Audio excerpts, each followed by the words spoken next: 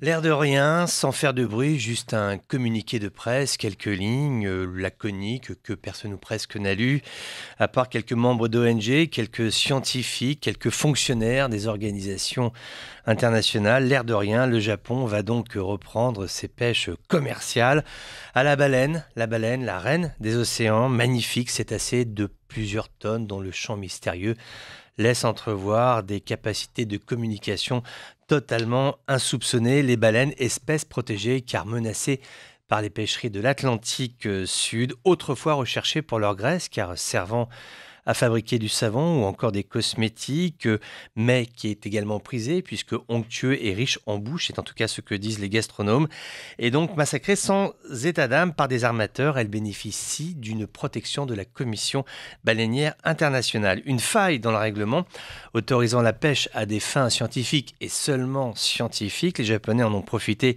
pour continuer la pêche. Cette année, ils ne s'embarrassent plus d'artefacts, ils vont commencer à se livrer à des pêches commerciales, certes circonscrites à leurs eaux territoriales. Les cétacés finiront ainsi découpés en tranches sous la lame aiguisée d'un maître sushi d'une ville japonaise, qu'il s'agisse de Tokyo ou de Osaka. Les Japonais sont consommateurs de poissons, les océans en savent quelque chose, ils ont payé un lourd tribut, les thons notamment, on ne le dit pas assez, on ne le répète pas assez combien ce mode de consommation n'est plus en adéquation avec les ressources halieutiques de nos océans. Ce qui est choquant dans cette affaire, c'est en fait l'absence de remords. Pêcher, encore pêcher, toujours pêcher, et tout cela même encore une fois circonscrit aux eaux territoriales japonaises et non plus au sud de l'Atlantique.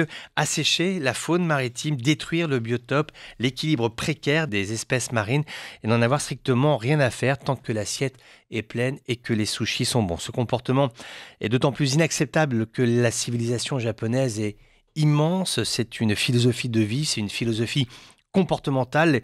Les Japonais forment un grand peuple, c'est une culture raffinée. Et là, on ne comprend pas sur cette histoire de baleine pourquoi s'obstiner à meurtrir les océans alors qu'un respect du moratoire permettrait de reconstituer naturellement les stocks de baleines. Quand on le dit comme ça, c'est tellement simple, c'est tellement évident. Pourquoi les Japonais refusent-ils d'arrêter cette pêche? J'avoue que sur ce point-là, ils sont totalement incompréhensibles.